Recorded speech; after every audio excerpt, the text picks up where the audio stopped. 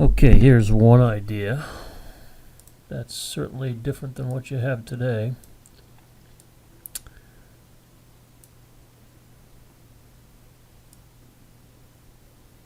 I'll walk you around this, but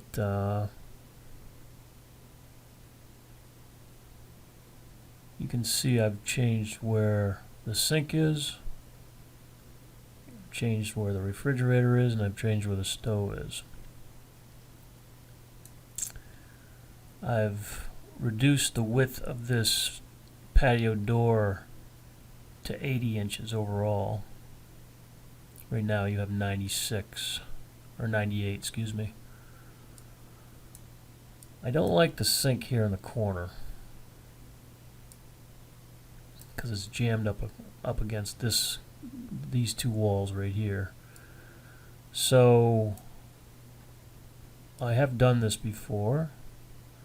A lot of times I put the sink in the center island. Then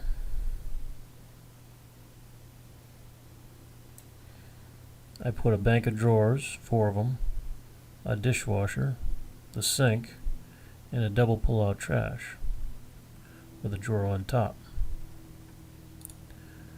I'm going to delete the person there.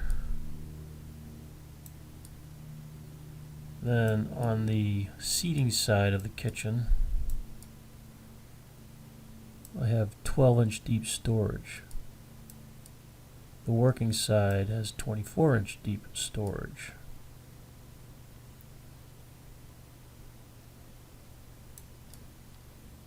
Stove goes on an outside wall. Delete that guy. Microwave over the stove. Bank of 4 drawers, bank of 4 drawers on either side of the stove. These two base cabinets would have roll-out trays in each, and this is obviously a very nice working area with natural light coming in. This is a counter depth refrigerator, 36 wide counter depth refrigerator with panels on either side, crown molding going to the ceiling. This is dramatic, but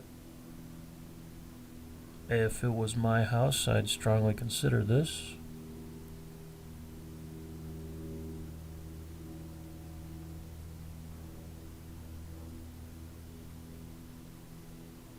It is very different than what you have today.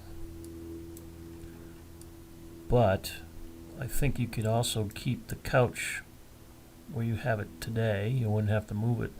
You might have to move it just a little bit towards the street, maybe a foot. And these chairs will be kind of tucked in, but when you're using them, obviously. And you can still have a table, probably about the size you have today. And you could extend that table. So if you have like a Thanksgiving or Easter, you could make that table as long as you want it.